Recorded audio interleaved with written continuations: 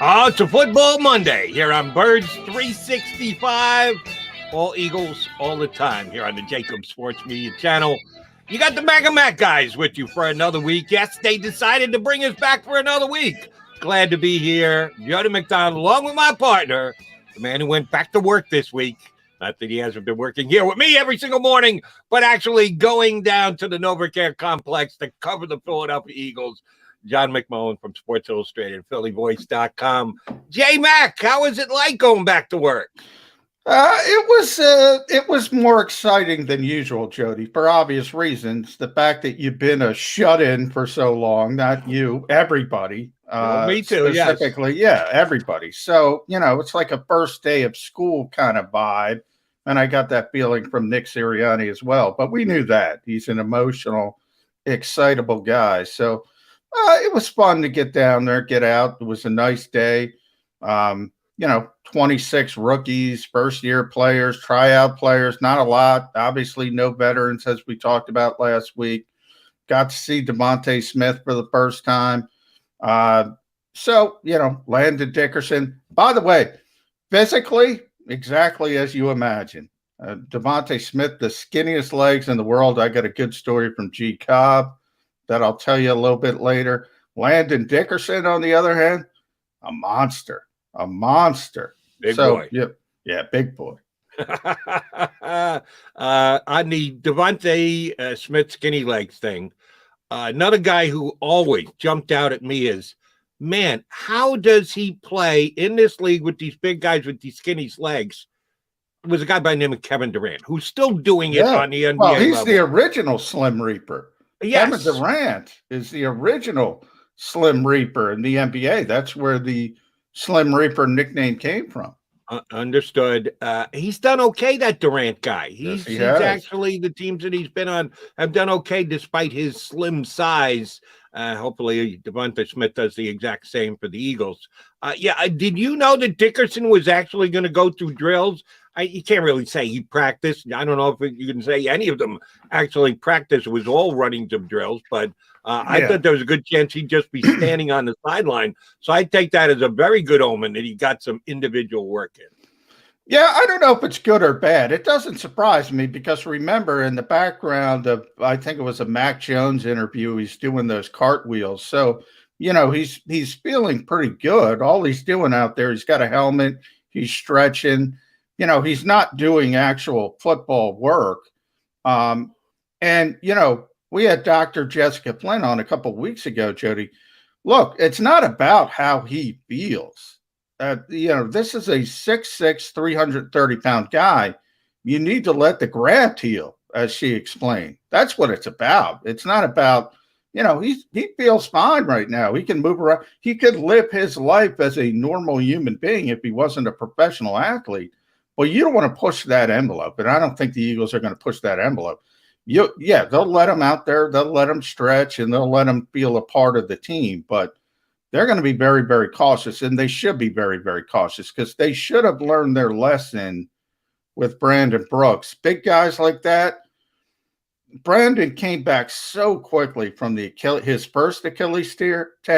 I'm not saying that's the reason he tore the other one. I don't think anybody knows, but I don't think it helps. I'll tell you that. When you push it like that, that's such a big guy, you need to let things heal, and that's what Dr. Flynn said. The first of many unfair questions I'll ask my partner today, tomorrow, the next day, whatever. No, you don't know any more than me. You're not a doctor, but you're a observant Eagles reporter. You think he's going to start the year on PUP or IR, or do you think they'll actually get him into uniform game number one? Is he going to play it all in the preseason? I know you don't really know these answers, but I'm going to ask you to speculate as best you can. I don't think they'll need to put him on PUP. PUP is 6 games. So, if you think about it, his surgery was it late December, early January? So, the season is pushed back a week. It starts, I think, the second Sunday in September. So you're talking right about 9 months. So I think they can afford to carry him on the roster. Maybe he doesn't play for a couple of weeks, but I think you're quickly into that safe 10-month category. So I don't think they'll need to put him on PUP to start the season. But we'll see. If they want to be extra cautious, they might do it. He was certainly a rookie that I just wanted to get a feel for. First time in an Eagle jersey. The number one, of course, was Devonte Smith because he was the first-round draft pick. And I saw quotes from Nick Siriani, you probably got them, that despite the fact that he may be a little thin, that Devonte Smith is maybe even deceivingly long. He's got a good long catch radius to him. We know that he catches everything that comes his way, evidenced by his production at Alabama, specifically this past year when he won the Heisman Trophy. But seeing him out there on the football field does give you another perspective. You got to see it up close and personal. He is the kind of guy who you think can go up and make plays and get catches well above his head because he's got those good hands and some pretty long arms. Yeah, he's like a character out of Greek mythology, Jody. He's got this weird, you don't talk about small people having long arms or, you just don't see it that often. And he's got this huge wingspan, this huge catching radius. And then, you come down to the lower half of his body, and that's what Gary Cobb said. Man, that dude's got to get some sweatpants to cover up those legs. It's like on toothpicks. So it is a little bit of weird kind of just looking at him when you're used to looking at NFL players. But yeah, he's got really long arms, and it's kind of striking because you see, like, they had a 6'4" kid there in Trevon Grimes, who's an undrafted rookie out of Florida, playing wide receiver.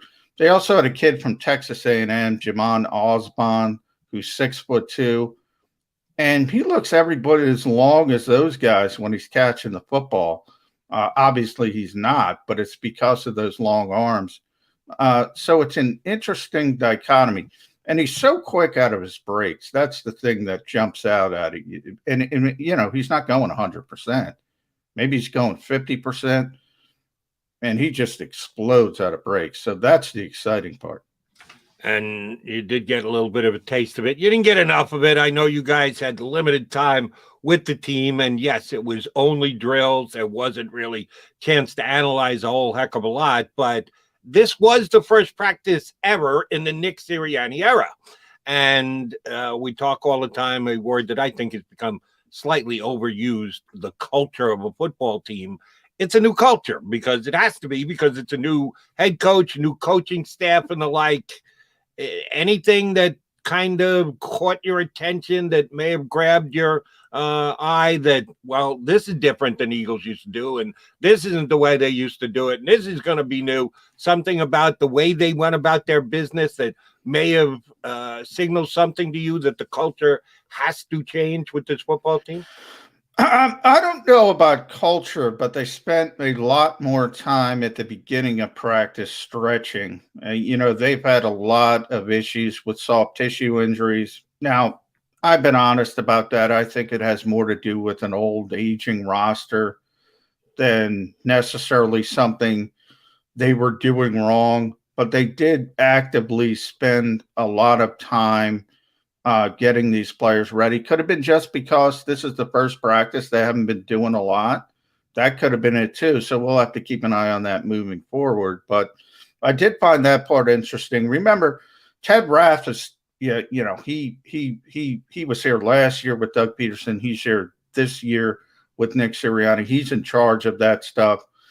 He's in charge of the athletic training staff. So, maybe it's a conscious effort, maybe it isn't, but I did find it interesting. And then the second part, I did spend a lot of time looking at Nick Siriani because that's what I was most interested in, because you can't learn that much about the players in that type of environment. So he did, look like a CEO coach. He was walking all over the place. You'd think about, I always talk about Sean McVay. Sean McVay is the guy in this league. Everybody wants the next Sean McVay, from the bright offensive mind to the young guy who captures the imagination. It's a little bit of a template with Nick Siriani. But, when Sean McVay got the job with the Rams, if you watch that first year, Jody, he didn't even pay attention when the defense was on the field. He would go sit with the quarterback on the bench and let Wade Phillips do his job. I found it interesting that Nick was walking all around. He walked to obviously all the offensive players, but all the defensive groups as well. And that was a bit of a shift because that's usually what a CEO coach does. Nick Siriani, though, is going to call plays. I don't know if he can be a CEO coach. And oh, by the way, not that it's can be judged by one practice or anything like this. That's what I prefer. I think I like it too. Yeah. Teams that do that differentiation thing between an offensive head coach who sticks to the offense. I guess there were a couple of them, not that they worked, Matt Patricia, in the NFL, where you got a head coach who's just solely dedicated to the defense and he hires his offense coordinator and leaves it all in his hands. When you're the head coach, I believe that's your job, that you have to be overseeing both sides of the ball, if not equally damn close to it. A little bit more difficult when you're actually going to call the plays on offense, as you noted, John. But I still think it can be done. And if that's the case, the way he handled his first practice, I think that's a good thing. Not saying that their DC can't run it by himself. Shoot, we know Doug did that. He turned it over to Schwartz and just let him go. And Doug kept his eye on the ball on offense. I'd rather have a coach that is pretty damn dedicated to both sides of the ball. But remember, Jody, I brought up Wade Phillips. Well, Wade had been around for a million years. He'd been a head coach with 4 teams. You bring up Jim Schwartz, he had 20 years of experience, when he came in here and was, basically the head coach of the defensive side of the football. Jonathan Gannon was an assistant position coach 3 years ago. I mean, he's been a position coach for 3 years. He doesn't have that kind of experience. So I agree with you. I will bring up something Tom Coughlin told me once in the day, because I've always thought it was counterintuitive. I always thought NFL teams should hire a coach who's a CEO coach, and then maybe when you get your feet underneath you, you can start calling plays, whichever side of the ball you prefer. If you're an offensive-minded guy, defensive-minded guy. I asked Tom Coughlin, why? Because Tom at one point was a CEO coach. I said, why do young coaches are all gung-ho about coaching plays? I would think they're the ones who would need to sit and learn a little bit and then maybe take a bigger hand on game day. And he said it's the exact opposite. What you're trying to do as a first-year head coach is set that culture, set the tone, make sure everybody's moving in the direction you want to go in. And that generally starts on your side of the football. And then as you get older, that's when you see the CEO coaches come out. Coughlin was one of them. Bill Belichick is obviously one of them. Pete Carroll. There's very few of them, Jody. Very few CEO coaches in this league. I agree with you but the names you mentioned, they're all really good coaches. Correct. And I don't think Tom Coughlin would admit to this. I don't think any coach would admit to this. When you're a first-year coach and you're trying to establish your team, your position, your culture, one of the reasons why I don't think they pass that responsibility on to someone else is, if it goes real good, then we can't swap it out. If I really believe I'm the best at calling plays, and I'm going to want to do it 2 or 3 years down the road. Part ego as well, yeah. Absolutely. This is what I do. So if I put someone else in charge of it and it works real well, what kind of an egomaniac am I going to look like and go, oh, by the way, now it's time for me to call the plays, and now it's time for me to take over. No. You do it from day one, and then if something comes up that it's not particularly working and you could pass it off to someone else that you think can upgrade that side of the ball, you go ahead and do it. But if you pass off that responsibility to start, you may never get it back. You may be just that CEO your entire run as a coach. And most of these guys want the chance to be a major league in charge on one side of the ball. By the way, how about this, Jody? I'm told that Wade Phillips, I had no idea, and I brought up Wade Phillips. He's going to be on the National Football Show here on JAKIB Media later today with Dan Sillia. Didn't even know that. Very nice. Perfect timing. So I didn't want to throw that out there. But you're right. I mean, there's such an ego thing going with especially these younger coaches. I don't want to put Nick Siriani in that box. He seems to me like he's grounded. He introduced himself to every member of the media that was there. I thought that was a very savvy move to do on his first practice. But yeah, I mean, these guys, they should understand it's about winning. And what's the best way to win? I think it's a CEO coach, but obviously the league doesn't agree with me. Bottom line. Well, I don't know that the league doesn't agree with you, but the individuals that they hire, they've decided, we're going to let them do what they want to do.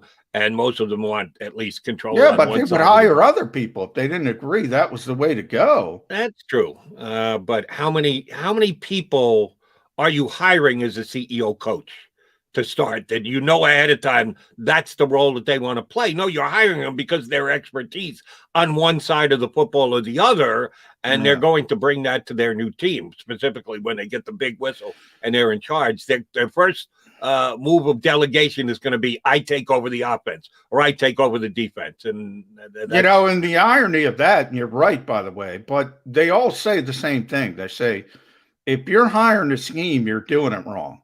Yet they hire a scheme. They hire a guy calling. They all say it's about culture, it's about leadership, it's about this, it's about that, which I agree with, by the way.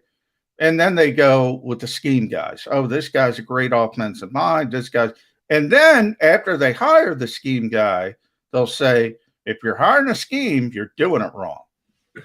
Well, the Eagles did, and a lot of teams have done that prior to them. We'll see how it plays. I'm looking forward to hearing from Wade Phillips. I get the chance. I'll punch up the National Football Show today with our boy Dan Cilio, because I've never interviewed Wade Phillips, but I've commented on Wade Phillips on many of my shows. He is one of those guys, and they're not as rare as people would think, who is a phenomenal coordinator. One of the best defensive coordinators in football. Even better than John McMullen's favorite, the former defensive coordinator of the Philadelphia Eagles, Mr. Jim Schwartz. I'll take Wade Phillips every day of the week and twice on Sunday over Jim Schwartz. I don't like the 3-4. I'm telling you, he's one of the best. And I like Wade Phillips. I agree. They're both top 10 when they're in the conversation. As great a defensive coordinator as he was, terrible head coach. Just a terrible head coach. And there are some guys like that. Everyone thinks that because you're a great offense coordinator, a great defense coordinator, then that's going to lend itself to being a very good head coach as well. Doesn't always work that way. You can be at the top of your profession as a coordinator, and you can be real bad as a head coach. They're two different positions with two different groups of responsibilities. And some guys can be really good on one side of the ball, but when put in that position to have to run an entire football team, it just doesn't work. And Wade Phillips was one of them. Because he was so great as a defensive coordinator, he kept getting chance after chance after chance, despite the fact that he failed as a head coach. Teams were willing to give him one more try, and it never panned out because he was just a bad head coach.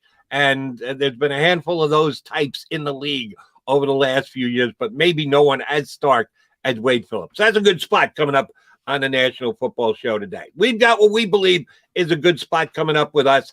Nick Fierro covers the Eagles day in and day out for the Allentown Morning Call. Was down there at the NovaCare Complex with Johnny Mack over the weekend. He's going to join us next here on Birds 365. If you missed any of today's show on the JAKIB Media channel, listen to the podcast on your way home. Available on YouTube, Apple, and Spotify. The savoring taste of a good bag of beef jerky is so enjoyable at any time of the day, as long as you can find it. Here's what we suggest. Pure Bull Beef Jerky is our answer, and soon it will be yours. Locally produced in the Philadelphia region, this high-quality, healthy protein snack is easy to secure. Go to steersnacks.com, and you'll see hot garlic, tropical heat, Pure Bull dry rub, and our favorite, Huck and Fod. What's that? Huck and Fod. Go now to steersnacks.com. Welcome to the Wildwoods, the perfect place where you can safely do everything or nothing at all. Catch a wave, take a nap, go for a drive, grab a bite. It's your vacation, and we're doing everything we can to make it a safe one.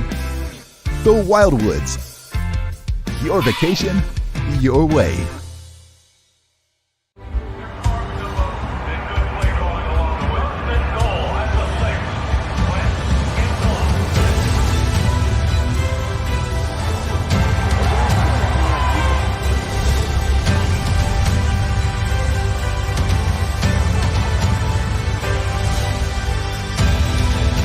Field of life, First Trust Bank is there for you.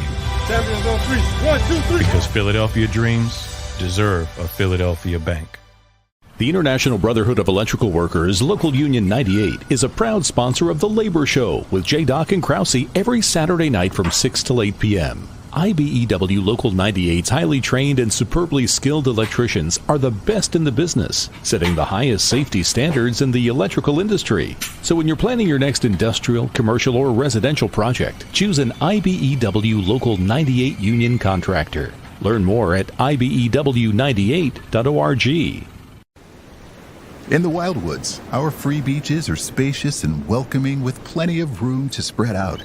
Your seat will be waiting for you when you're ready to visit. The Wildwoods, creating cherished family memories for generations. D-A-T-L-E-S, Jody Mack, the legendary sports talker, joins forces with NFL insider John McMullen. Start your morning with Johnny Mack and Jody Mack across the JAKIB Media Network.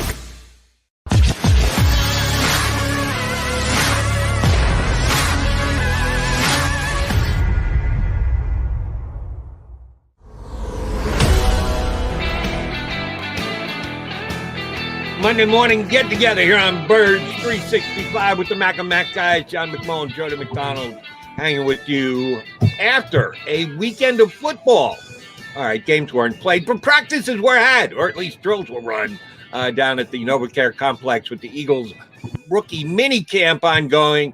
Johnny Mac was there, and our next guest was there as well. Joining us via his phone in his car, I can tell that for damn sure, is our buddy Nick Fierro from the Allentown Morning Call. Where the hell you off to this morning, Fierro? Well, guys, I am an emergency replacement, and you know it's got to be a big emergency for me to be called on to be nonsense. So, but it's a freebie, so I'm there. You know, I'm all about free golf. So, yeah, I'm up in central Pennsylvania, heading up near my alma mater, Juniata College. Living in some major right now, but we're okay.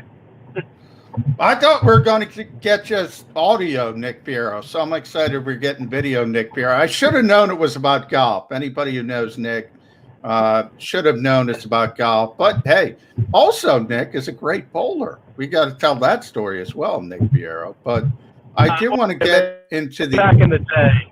Yeah, back in the day. Pro bowler, Jody. Pro bowler.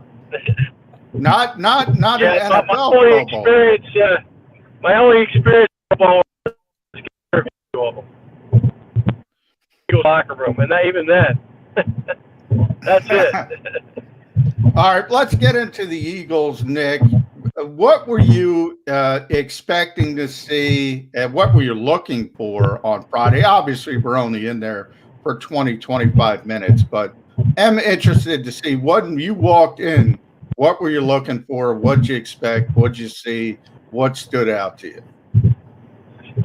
Just I guess energy, you know, and you know what these guys are doing, some of the drills and stuff like that. Every coaching staff brings in a little bit of a new, you know, kind of a twist, and every year they kind of tweak stuff. So we want to see how these receivers going around. They're not allowed to hit, but we're, you know, trying to swat balls loose and things like that, hitting them with a little pad, just to try to get them acclimated. I really couldn't tell with the linemen at all. You can't tell until they start hitting. But with the receivers, I guess everybody was kind of looking at Devonte Smith's body type too, how he was. And I think probably in the same boat is that most people feel like, you know, this guy's the real deal. The only thing that would really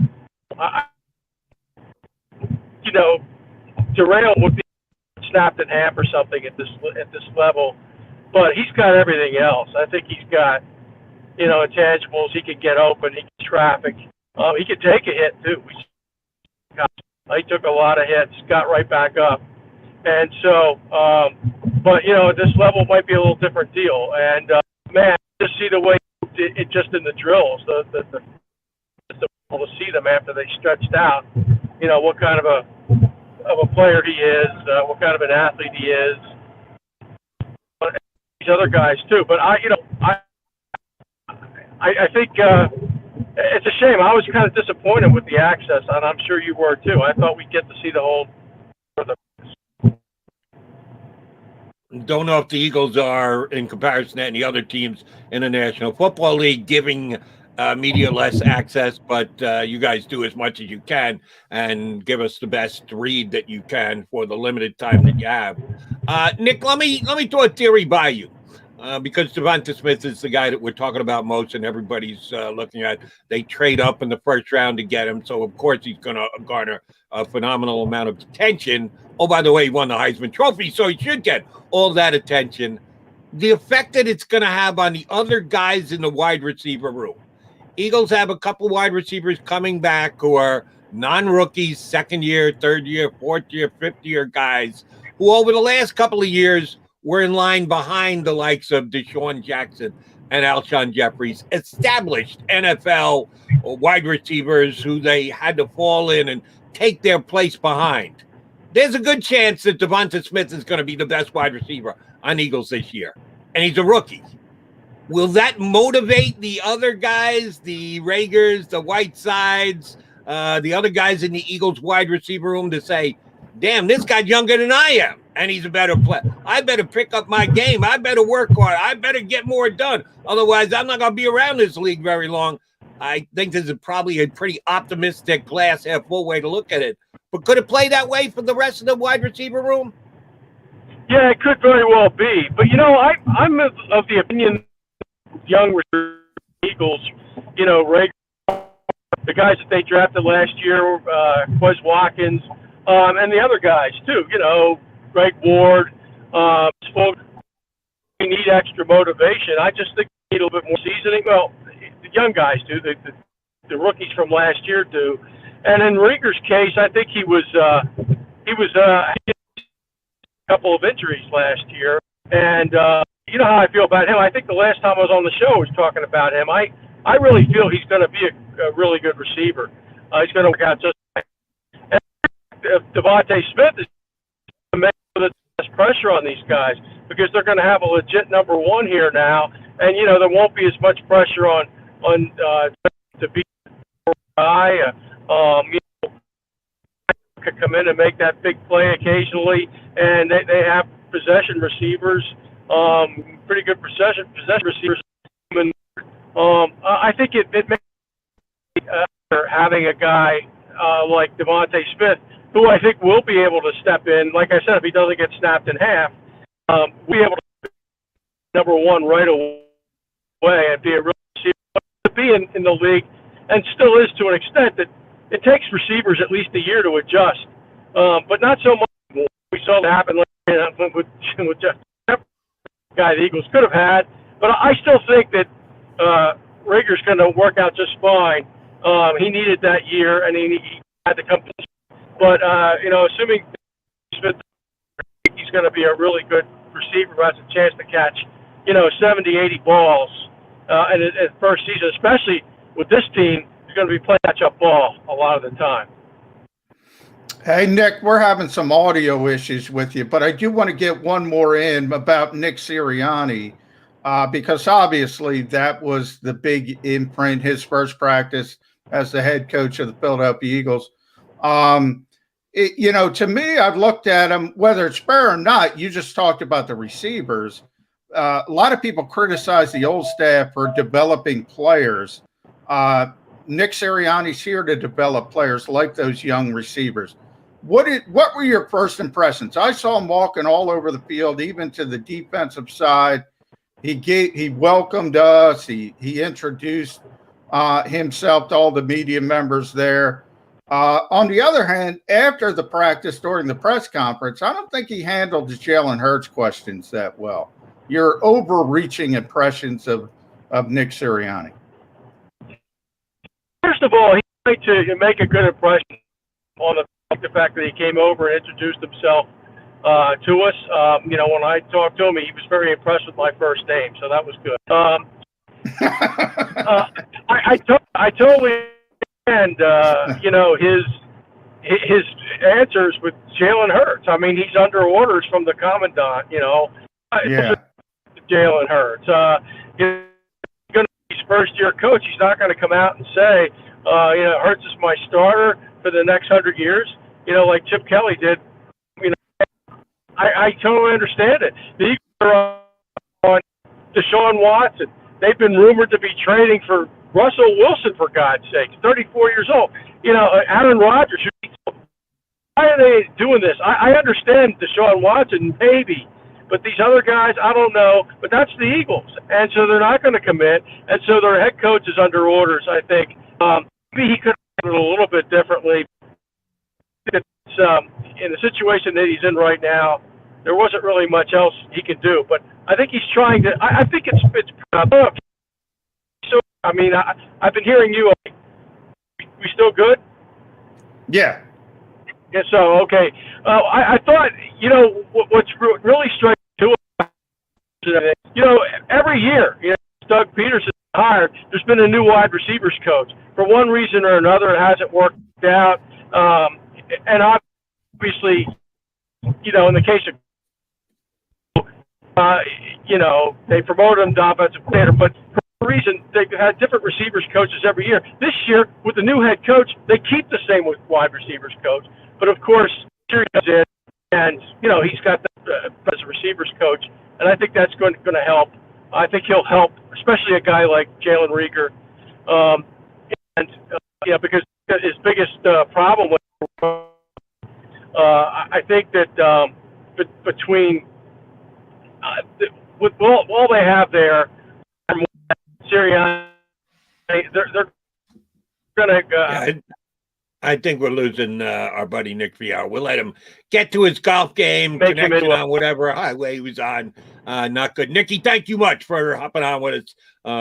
He got a late invite into a golf tournament, so he decided to do the phone thing, which I still can't comprehend. Do you have I'm sure you do, Mr. Reporter. You have one of those attachments on your car to put your phone in. Yeah. Well, we gotta do Zoom from our cars so much now that you have to have it. But I don't know where Nick's going in central Pennsylvania. It's some kind of cave. What are those stalagmite and stalactite caves? Don't know where he's going either, but I refuse to do it. There are some things it's not that important for me to do my job. I'm always sitting in front of a microphone, so I don't have to sweat it. I refuse to do stuff like that. Well, I'm glad he tried. I'm glad Nick tried to join us. But sometimes you have audio. There's nothing you can do. It's a technological world. Exactly what I was going to say. At least he gave us the effort, and we do appreciate that. But you asked him about Jalen Hurts. It's the one thing we haven't touched on yet here today, because we've stuck to the rookies because it was the rookie minicamp, and Jalen Hurts or any of the veteran guys were not allowed to participate in the rookie minicamp. But he was the most talked about player at any of the media sessions that the new head coach of the Philadelphia Eagles had, Nick Sirianni. And as you asked Nick Fierro, you didn't necessarily like the answers that he gave about Jalen Hurts. Nick gave us a little bit of insight. Why don't you follow up and explain why you weren't happy with the way Nick Sirianni answered his questions about Jalen Hurts? Yeah, well, I think Nick actually said it better, and I'm texting him right here as I talk to you. All technology, Jody, but what he brought up, I thought was really smart in that he can't say anything else, and that's the problem with the Philadelphia Eagles. I mean, how they've set this whole thing up. He's not in charge of that, so he's basically got to bend it off the best he can. Now, I think he could have done a better job. I think he started out saying, look, we don't talk about people under contract and things of that nature, but he was very choppy with it. You could tell he was very uncomfortable with the question, and maybe that just comes with experience. Bottom line, I'm writing about this on Philly Voice. Jalen Hurts is the quarterback of this team right up until he isn't. And if Deshaun Watson becomes available and Deshaun Watson becomes an option, guess what? If they can get him, they're going to get him.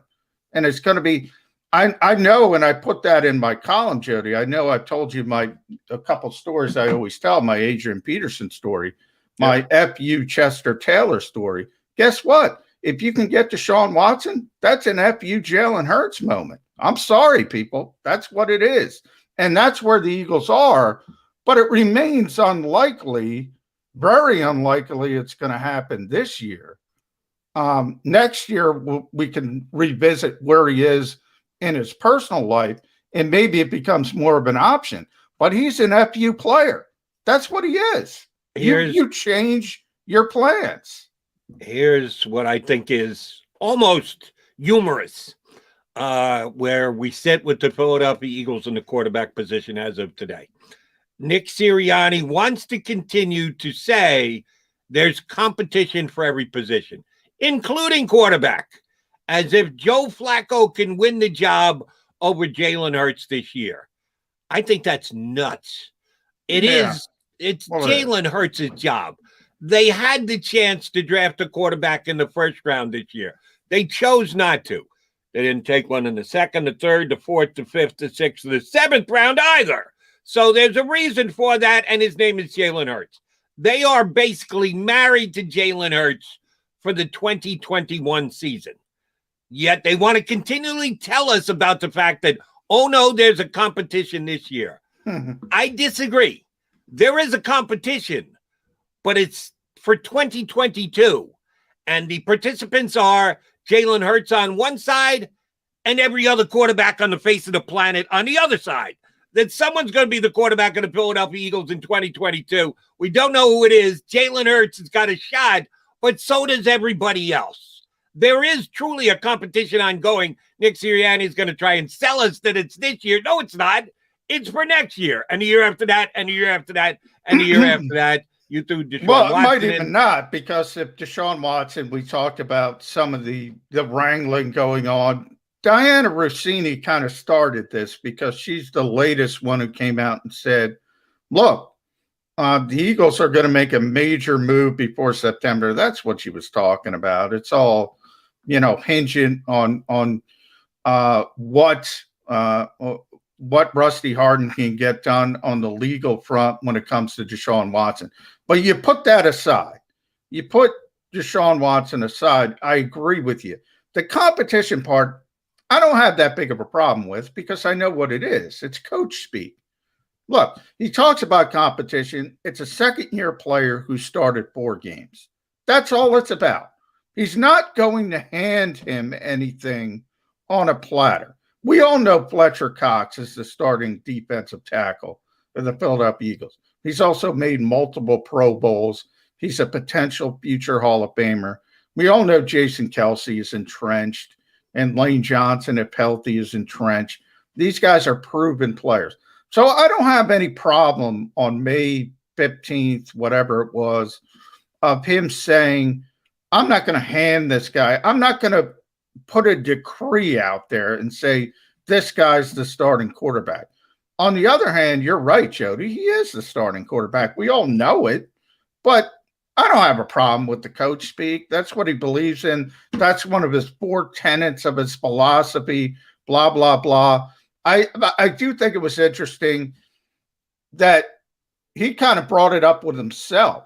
And he said, look, I have to compete. Jonathan Gannon has to compete. Shane Steichen has to compete.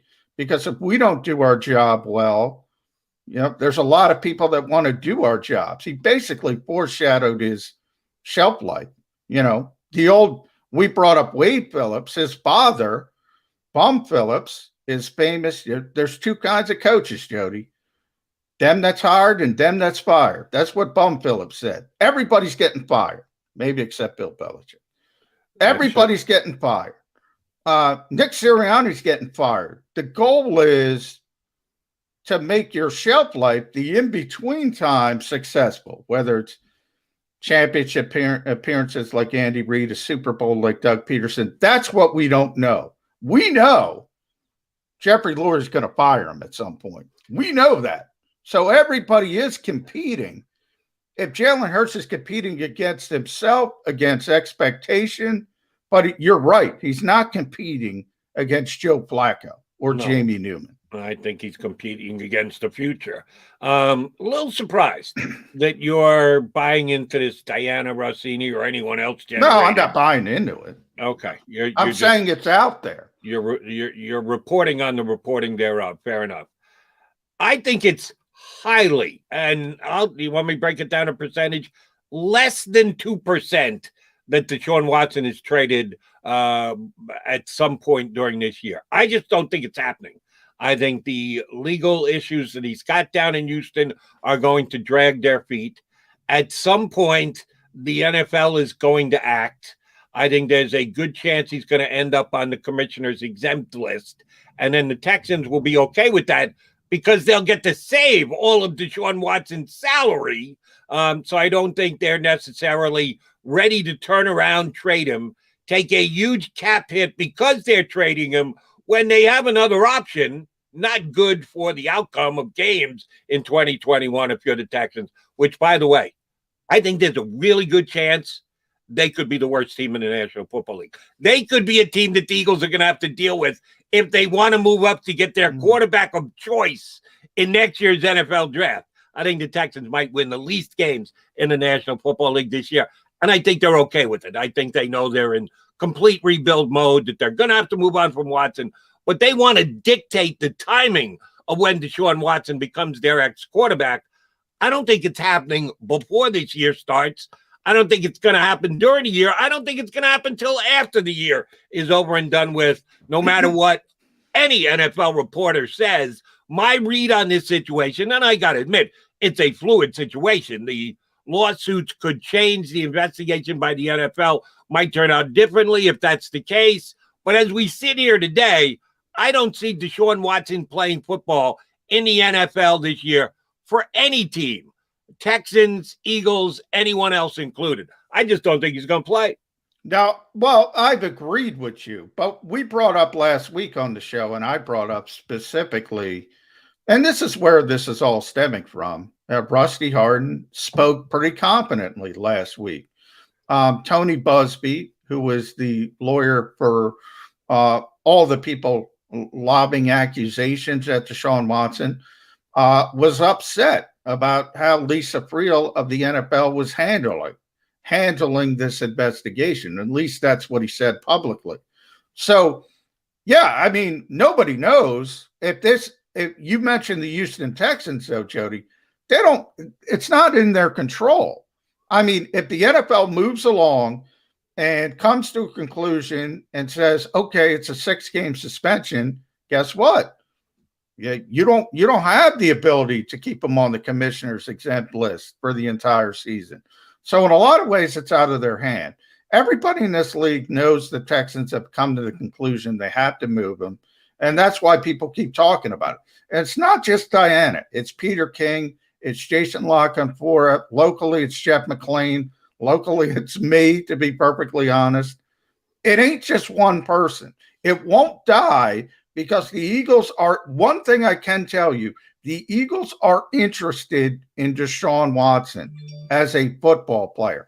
Now, Jeffrey Lurie has proven time and time again, everybody will point to Mike Vick. It's not just Mike Vick, Riley Cooper, Deshaun Jackson last year. Remember, Jeffrey Lurie's Jewish, and he still gave Deshaun Jackson a second chance after his anti-Semitic post on social media.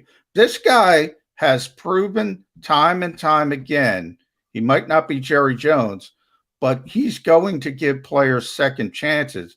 And then when you put in the talent versus tolerance equation that every team uses, guess what? Deshaun Watson's talent is going to spawn a lot of tolerance.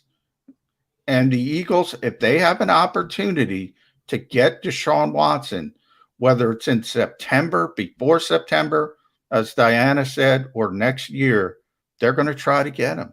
That's just the way it is. But I will say this as well, Jody, before you respond, a lot of other teams are going to try to get him as well. It's not just going to be the Eagles. The Eagles will not be the only pursuer.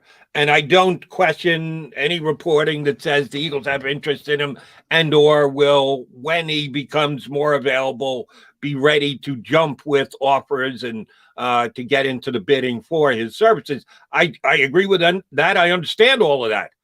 I don't think that opportunity is going to come up. I don't believe you mentioned the fact very well might be right. The commissioner's office could just suspend him and not necessarily put him on the exempt list. Well, Roger Goodell works for the owners, right? He doesn't work for the players. He tries to keep his relationship with the players and the union as above board as possible. But when push comes to shove, who signs his checks? The owners do. So given the choice between suspending him and or putting him on the commissioner's exempt list, it kind of gives you cover if you're the commissioner. If you can put him on that list and you're not getting paid, you're giving the team the break of not having to pay him. Yes, he's going to try and do that solid for the owner of the Texans. Are the players going to have an issue? Yes. Is there going to be an arbitration here? Yes. All those things, they'll go through the league tools that protect the players or attempt to protect the players.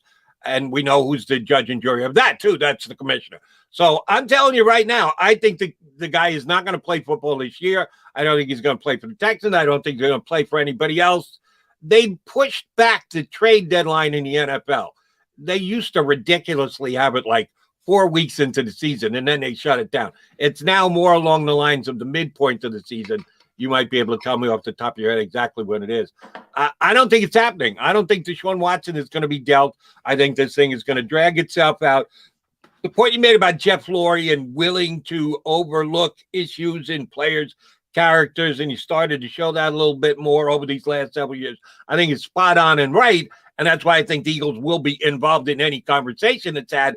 I just don't think they're going to be able to make a deal because I don't think the Texans are going to want to trade him. I don't think they're going to be allowed to trade him at some point because I think he's going to be on an exempt list, and then the trade deadline is going to kick in, and the Eagles can make their big play for Deshaun Watson next year. Going into 2022, I don't think it's happening in 2021. Yeah, I still think that's the more likely scenario, but I will say it has to do only with the legal ramifications. If the NFL's hand is forced, the NFL's hand is forced. That the union is not going to let them wait around for a guy for a year. In other words, if the allegations go away or if there's a settlement, the police come out and say there's no charges being filed, then Lisa Friel has to finish her investigation. They have to make their move, whether that's a suspension for 6 games, 4 games, a full year, whatever. That's what they have to do. Their hands are tied. But you did mention Roger Goodell. I point out all the time, as you know. Yeah, he works for the owners. Yeah. He's the lightning rod for the owners. You know, Houston, the McNairs might want something. That means Lurie might want something else. That means the Rooneys might want something else. That means other owners, they might want Deshaun Watson. They might say to Roger Goodell, guess what? Suspend the guy. Let's get this moving. Let's get this back in the right track. There's more than one owner in this mix. So that part I don't agree with. The part I do agree with is, yeah, their hands are tied. The league's hands are tied. The Texans, everybody wants Deshaun Watson. Until the legal ramifications are cleared up, nobody can do anything. Bottom line. All right. You bring up an interesting way to look at it. So for conversational purposes, I'm going to make you Roger Goodell. I'm the owner of the Texans. And I say, Roger, and it's just you and I on the phone. This situation is just killing my organization. Watson did what he did. You've got your information. You've done your own research. We've done ours and the like. We just don't foresee the kid coming back and being able to play for us. He really doesn't want to play for us. We're going to be handicapped. He's going to be sitting out and not playing, and we're paying him all this money. you need to do us a solid here. I'm sure you've got enough evidence to justify putting him on a suspended list, whatever else. You're McNair. You're the owner of the Texans. You make that plea to Goodell, and he shakes his head and says, I hear you, I hear you, I hear you. Now you get that call from another owner, be it Jeff Lurie of the Philadelphia Eagles, and he's asking, Roger, how about this Deshaun Watson situation? No, you've done your investigation. No, you've looked into it. He's refusing to come to camp. You're contemplating putting him on. We really think that you should put him back in play, Rod. Do you really think Goodell will respond to that? An owner who actually has the player on his roster is trying to influence you to act one way. An owner who's got nothing to do with him other than he's a player in the league on another team is going to try and influence you. You think he's going to listen to another owner more so than the owner of the player of the team? To be honest, I don't think he's listened to either. I don't think either would ask that. I don't think McNair would go and look, save us from a money standpoint, essentially, is what you're spreading out there. Yes. Look, it's a difficult situation. You can look at it, the Eagles might want to say that about Carson Wentz. Hey, Roger, give us some kind of, condition to where we don't have to spend 16.5% of the salary cap because we made a bad decision. Carson Wentz didn't do anything wrong. No, Carson I know. Wentz didn't have 20-some-odd lawsuits against him. You can make that. You can take that stance on. My only point is it has nothing to do. The money has nothing to do with the situation. He can put him on the commissioner's exempt list because of the legal issues. He can't keep him on there because of money issues. The union, you can say whatever you want about the union and D. Smith and J.C. Treader. They're not that dumb, Jody.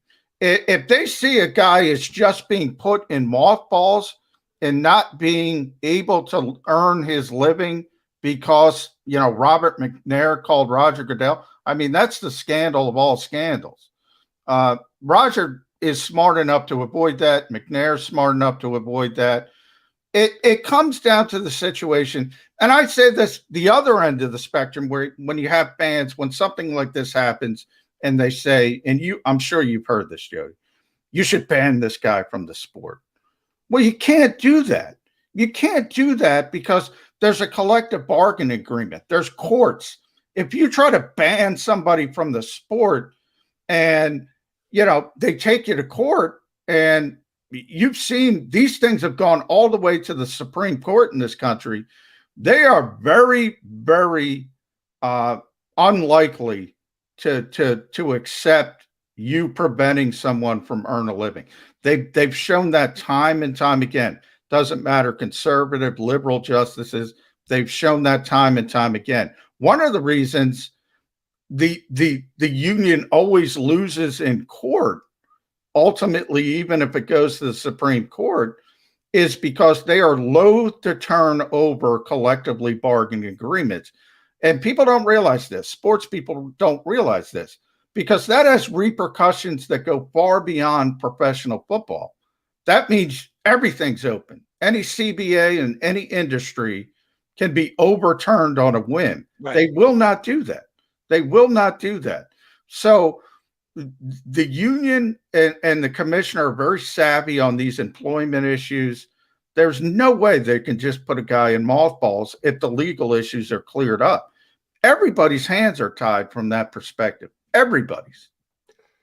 True, but we've said this before, but then they find ways to do it. And I'm a Goodell fan. Not everybody is. If you ask me, there are more Goodell haters than Goodell appreciators. I'm in the minority as a guy who appreciates Roger Goodell. But I think he also knows how to use his power when he has to, pulls it back when he has to. I think he's actually pretty smart in the way that he does handle that discipline in the NFL. Sometimes he flies in the face of precedent, and then that annoys me. And but in this situation, we haven't seen guys go on the commissioner's list before, so it would not surprise me at all if that's where Deshaun Watson ends up. Maybe not as in the hypothetical scenario I laid out for you, that he's doing it because he is kind of somebody puts a bug in his ear, the owner of the Texans, about what is happening to the Texans and how they are being unreasonably punished for the actions of a player, that they would like some relief from the commissioner's office. That might not be the way that it plays out, or certainly it won't be the way that it's reported, because as you correctly stated, that would be the controversy of all controversies if it came out that McNair was trying to influence Goodell's decision. But I just get the feeling that that's the way it's going to shake out. That this I've said that. I agree with you. I think they have a cloud that they can sort of operate under as long as these allegations are out there. I think he's on the exempt list. I agree with you. But if they're removed, I think his hands are tied. He's got to move in that instance. All right, let me follow up with this. And it was a discussion that was being had on the radio station I work on, WIP, a couple other places as well. We know for a fact that Nick Siriani over the weekend did not answer the question directly about Jalen Hurts being the starting quarterback of the Eagles. He wants to keep it as, hey, he's competing, everybody's competing, the coaches are competing, competition is the greatest thing in the world. That's what we're all about. So it's a competition. You're not going to get me to say Jalen Hurts is a starter, despite the fact that you and I believe that is absolutely the case and the way that it's going to play out when the season starts. Next year is another story, but this year he's going to be the starter. The Eagles, via social media, when they put out their schedule, highlighted a couple of different players, used their faces on some stuff that they sent out, and used other players, including like Darius Slay and Fletcher Cox, but chose not to use the quarterback, Jalen Hurts. So people are reading into this between the lines, and I'm a guy who likes to read between the lines, but I'm not sure I agree with what others are reading between the lines, that the Eagles are so questioning Jalen Hurts and his ability to be the starting quarterback that they won't put him into their media stuff, that they won't come out and say, yeah, he's the starting quarterback. There's a specific reason I have that I think they're handling it this way. I want to get your read on it. Number one, is it as big a deal as some people are making out? And why do you think it is that the Eagles will not just come out and say, Jalen Hurts is our starting quarterback for 2021? Well, Joe, it's similar to what I said about Fletcher Cox. They use entrenched players. Fletcher Cox is not competing for a job. We all know he's not competing for a job. He's competing against himself. He's competing against expectations. Again, Jalen Hurts is a second-year player who started 4 NFL games. They're not going to play it up and say, this is the guy, this is the base of the franchise. Now, maybe you can do that up the turnpike in New York with Zach Wilson, who's the second overall pick, down in Jacksonville, certainly with Trevor Lawrence. But you generally don't do that with second, third round picks. And that's where the Eagles are. I don't think it's any more than that. I don't think it's any conspiracy. I think they think he didn't earn it yet. And until he earns it, we're not going to put him up with the Fletcher Coxes, the Lane Johnsons, even the Darius Slays who did it in another city. You know, even a Miles Sanders who's been here for a couple years. I think he was also on that graphic, but he's just not entrenched. Those guys are entrenched. He's not. That's it. There's no conspiracy. Well, but and now register full well I'm playing devil's advocate, because I don't think there's as much to read into it as some other people are suggesting that there is. But to follow their line of thinking, the argument I would make would be if, let's say it was 4 players they used on their social media to promote the team, but how many of the other 32 NFL teams would not be using their quarterback as one of their 4 players? I don't know of any. The Eagles might be the only, even Daniel Jones, who you know I'm not a fan of with the New York Giants. I guarantee you he's one of their 4 players, despite the fact that they added all his talent at the wide. And shoot, they added another guy this weekend, the former wide receiver from Carolina, whose name is going out of my head. Kelvin Benjamin. Kelvin Benjamin. They got so many wide receivers now on that team. I don't know who's going to be on their roster. I don't know. I think he's moving to tight end. So okay, Benjamin. There they have Kyle Rudolph and Evan Ingram. So he's the third tight end. So they even have tight end depth. I'm not sure where he fits, but they did that, and they're trying to give him as many weapons as possible so that they can decipher like the Eagles 2022. Well, who the hell's going to be our quarterback? If Daniel Jones can't put points on the board with this group, then we know we've got the wrong guy. But even at that, I think they'd use Daniel Jones to promote their upcoming season. It does kind of stick out like a sore thumb that the Eagles are not putting this kind of emphasis on their quarterback. I think it's a much simpler answer. We are only a couple of months removed from the Eagles having to trade their franchise quarterback, the guy who was always part of their social media advertising, the guy who was out front in everything that the Eagles did in Carson Wentz. And they did it even when Nick Foles was winning the Super Bowl. It was all about Carson Wentz, and Carson Wentz is going to take us back to the Super Bowl, and Carson Wentz is going to lead us into the future. And now Carson Wentz is in Indianapolis. They're still smarting from that. And they did it, and they had to scrape the egg off their face when they eventually had to trade Carson Wentz because Carson Wentz demanded it, and they didn't want to go through all the falderall and fill the idea of having Carson Wentz as their quarterback. I don't think they want to do that again.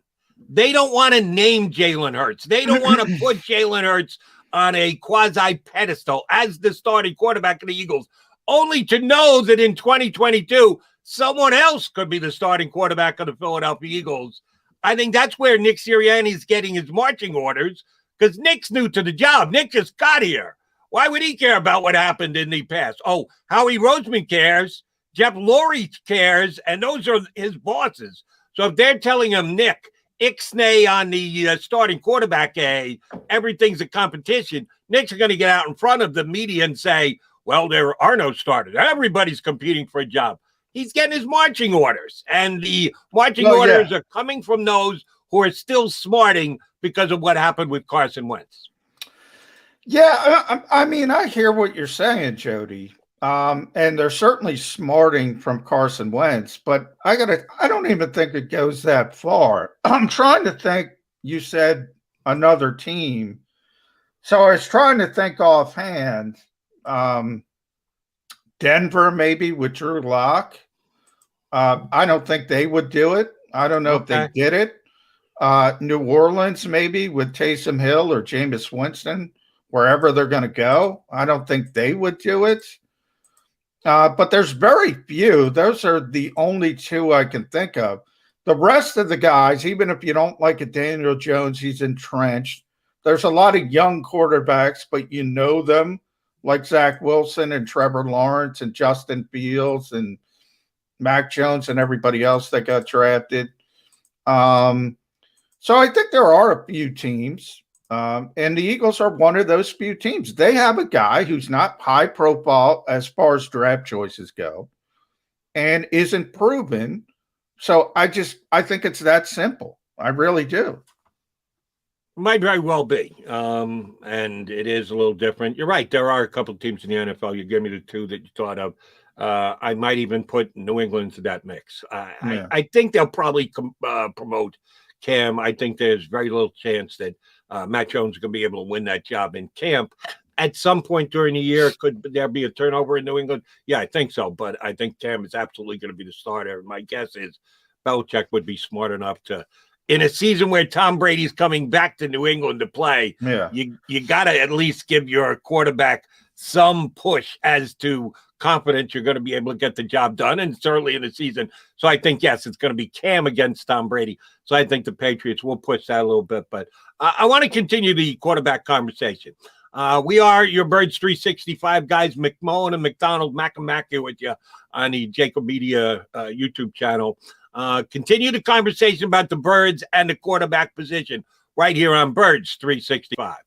If you missed any of today's show on the JAKIB Media channel, listen to the podcast on your way home. Available on YouTube, Apple, and Spotify. The savoring taste of a good bag of beef jerky is so enjoyable at any time of the day, as long as you can find it. Here's what we suggest. Pure Bull beef jerky is our answer, and soon it will be yours. Locally produced in the Philadelphia region, this high-quality, healthy protein snack is easy to secure. Go to steersnacks.com, and you'll see hot garlic, tropical heat, Pure Bull dry rub, and our favorite, Huck and Fod. What's that? Huck and Fod. Go now to steersnacks.com. Welcome to the Wildwoods, the perfect place where you can safely do everything or nothing at all. catch a wave, take a nap, go for a drive, grab a bite. It's your vacation, and we're doing everything we can to make it a safe one. The Wildwoods. Your vacation, your way.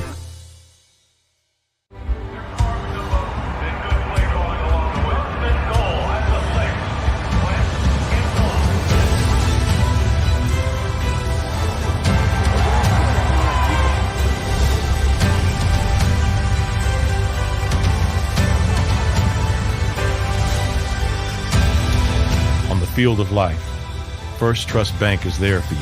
Champions on 3. 1, 2, 3. Because Philadelphia dreams deserve a Philadelphia bank.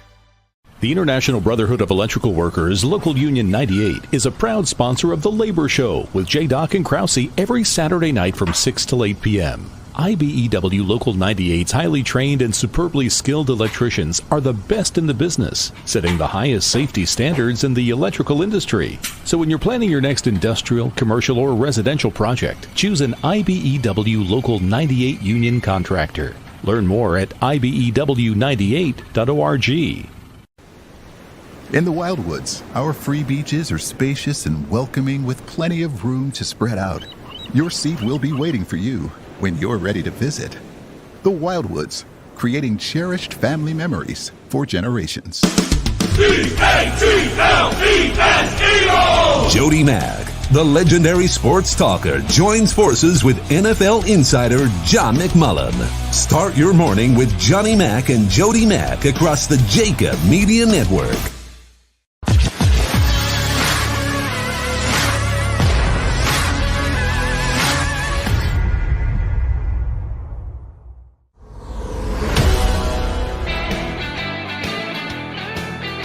Mac guys here on Birds 365, a Monday get-together. We're talking a lot about the quarterback position with the Philadelphia Eagles after their first rookie minicamp. Let me ask you this before we get back to Jalen Hurts. You got to at least see him physically, maybe throw the ball a little bit. Don't know that you would have a full-time scouting report off what Jamie Newman did this week, but the Eagles only have one quarterback in their rookie minicamp, and that was the undrafted free agent, Mr. Newman. Big guy, got some size, supposed to be really good and athletic. Did he flash those traits for you while you guys down there for the limited time you were in front of Eagles while they were on the field? Yeah, I mean, that's exactly what you saw. You saw how big he was. I think he's 6'3", 6'4", about 235. So you can see the physical ability. You can see the strength in his arm. You can see the scouting report, what it says. I've been pretty consistent. I think it was Gil Bryant, Jody, who said this was the best undrafted free agent in the NFL. The Eagles got him. The Eagles got him for a reason. He's smart. You know, a lot of times I always say it's always disappointing when you think you're going to be drafted, you're not drafted. But if you're in the 7th round, you shouldn't want to be drafted, especially the back end of the 7th round. You want to look around the league. You want to have your agent say, okay, who needs a quarterback? Well, who needs a quarterback, Jody? The Philadelphia Eagles need a quarterback. They got Jalen Hurts and Joe Flacco. That's it. So Jamie Newman comes in as an undrafted free agent. You know he's going to be here. You know he's going to be here. Now, it might be the practice squad, and there's always a risk that somebody could pick him up on waivers before you can get him back on the practice squad. But you also have to be realistic about that and say, well, you know, he didn't get drafted. So it's unlikely somebody's going to make that commitment that hasn't had him for the whole summer. So I'm very confident to say Jamie Newman's going to be here. He's going to be the developmental player at quarterback for the Philadelphia Eagles. It's a great spot for him. In a lot of ways, it's better than being drafted, because if he goes somewhere else as a draft choice, as a 7th round pick, he might get cut. Right. And here's one of the things you don't want to hear. And in the 7th round, the Kansas City Chiefs select quarterback Jamie Newman. Well, you're not going to beat out Patrick Mahomes. Yeah. That's not happening. Now, you may get a little extra coin at the end of the year for a playoff run and a Super Bowl if you're on the roster. So if that's what you're going into the league for, to put a couple of dollars in the bank, okay, fine. if you actually have this dream about playing and being a starting quarterback sometime in your career, yes, you'd rather come in and see what Jalen Hurts can do. You know what Joe Flacco's job is. He's going to be the backup quarterback this year. He signed a 1-year contract. He's ahead of you on the depth chart, but he's surely someone that can be jumped over at some point if you're good enough. Of course, you're going to choose the Philadelphia Eagles. And there aren't too many teams that I would say you would prefer to go to over the Philadelphia Eagles if you're a quarterback. Different positions, different strengths, different depth charts. Yes, someone else could want to go somewhere else other than come here to the Eagles. There's a reason why he landed here. This is probably as good an opportunity potentially going forward as any other team in the National Football League right now. Yeah, no question. For a quarterback, Jamie Newman, his agent made the right decision to get him to Philadelphia. I would also say Trevon Grimes is in that conversation as well. I wrote about him in Sports Illustrated. Big kid, big receiver. I mentioned him a little bit before. 6'4", man, 225. I mean, he is just thick. He's one of those guys. We talked about Kelvin Benjamin going to the Giants, moving to tight end. I could see this kid moving to tight end at some point down the road. Darren Waller's the best example of this as a guy who, boy, I got to tell you, Jody, Baltimore drafted Darren Waller in the 6th round as a wide receiver from Georgia Tech. I remember they came here for joint practices, and he just ate the Eagles defensive backs alive. I mean, ate them alive. This big guy, 50-50 catches, but he was 6'6". He had some off-the-field issues. It didn't work out for him in Baltimore. Ultimately goes to Oakland, now Las Vegas. He turns into one of the best tight ends in football. He's really just a glorified receiver. When we talk about Kyle Pitts might be in Atlanta, the league seems to be going towards these players, guys you don't even say, I don't care if he can block. We need that big receiver. The Eagles need a big receiver. They have options. Travis Fulgham, I talked about this a lot. J.J. Arcega-Whiteside. Grimes is going to be in that mix. And the second part of it, why it's smart for him, who was his offensive coordinator at Florida, Brian Johnson, who's now here as the quarterback's coach. A couple of things on the Eagles and receivers. You're right. If you've got a player who can play and fits a mold of the type of player you're looking for, then I'm all in agreement with it that you try and get that player into the system and you try and create positions and possessions where he can make plays for you and produce. But I think you can fall prey to forcing things that if you don't have someone specifically right size to play a position, and here's the point I'm trying to make. Just for our listeners' sake, and myself as well, because you might see it slightly differently to me. We talk about this, have talked about it on previous episodes. The X, Y, and Z receiver positions on a football team. Do myself and our listeners a favor. Explain to everybody what an X receiver is, what a Y receiver, what a Z receiver is, what their responsibilities are, and what you expect them to be when you're putting together your football team. Well, the X is a split end. So that's the guy who lines up on the line of scrimmage. So if you're watching a game, he's the guy that's got to be up on the line of scrimmage. That means he's got to beat press coverage a lot. It's generally the big physical receivers, like an Alshon Jeffrey when he was healthy. He's a perfect example of a traditional X receiver in the NFL. That's the type of body type you're looking for. You think about Devonte Matt, and I think about Jay Cutler when he was in Chicago with Alshon Jeffrey, those back shoulder fades. If it's 3rd and 7, Aaron Rodgers is phenomenal at this with Devontae Adams.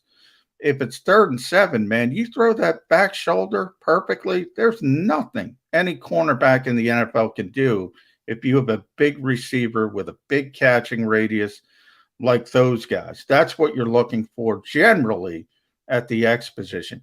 It's not Y. Y is an inline tight end. It's flex or slot, and that's pretty self-evident. That's Greg Ward. That's a slot receiver. That's well, you think about New England, the Wes Welkers of the world, the Julian Edelmans of the world. Great short area quickness. Got to be able to run those option routes. Got to be really tough to stick your nose inside occasionally with a linebacker. And then the Z receiver is the flanker, the guy who gets the lineup off the line of scrimmage. So you can use him and motion him to get away from press coverage. Generally, the Deshaun Jacksons of the world, when in his prime, that maybe would have a little difficulty getting off press coverage.